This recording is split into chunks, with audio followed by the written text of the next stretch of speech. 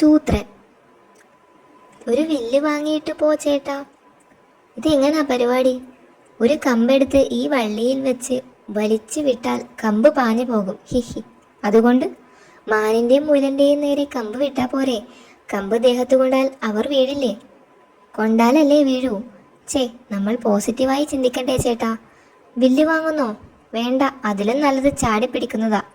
വില്ല് വേണോ? വില്ല് വേണ്ട, കല്ലെറിഞ്ഞു വീഴ്ത്തിക്കോളാം. എന്നാ പിന്നെ നമുക്ക് കല്ല് വിറ്റാലോ സൂത്ര? ഇങ്ങനെ പോയാൽ കച്ചവടം പൂട്ടും. വില്ല് ബിസിനസ് ചെയ്ത് വിശപ്പ് മാറ്റാൻ പറ്റുമെന്ന് തോന്നുന്നില്ല. വിശപ്പ് മാറ്റാൻ വില്ലും വെച്ച് മുയലിനെ പിടിച്ചാൽ പോരെ? താൻ എല്ലാവരോടും പറയുന്നതല്ലേ. സാധനം വിൽക്കാൻ വേണ്ടി നമ്മൾ അങ്ങനെ പലതും പറയും. ഇത് വെച്ച് മുയലിനെ പിടിക്കാൻ ഉന്നം വേണം, ഉന്നം. താൻ പോയി വില്ല് വാങ്ങാൻ വല്ലവനെയും കിട്ടുമോന്ന് നോക്ക്. ഉന്നത്തിൻ്റെ കാര്യം പറയണോ? അത് മിണ്ടി പോകരുത്. സൂത്ര, ഒരുത്തം വരുന്നു. വില്ല് വാങ്ങുമോ? ഇല്ല, മിക്കവാറും നമ്മൾ തല്ല് വാങ്ങും. കരിനാക്കൻ. ഒളിക്കാനും നേരം കിട്ടിയില്ല. എങ്ങനെയുണ്ട് ചേട്ടാ കച്ചവടം? മണ്ടൻ ഷേരു തടി തപ്പി. ചേട്ടൻ ആരെയാ നോക്കുന്നത്? ഷേരു ചേട്ടനെയാണോ? ഹിഹി. അങ്ങേര് പേടിച്ചോടി. വില്ല് വിൽപ്പന ചേട്ടന്റെ തലയിലായി. കാട്ടുമുത്തപ്പ, ഈ മരങ്ങോടന് വേഗം സ്ഥലം വിടാൻ തോന്നണേ. സാരമില്ലെന്നേ, വിൽപ്പനയല്ലേ തലയിലായുള്ളൂ. ഹിഹി.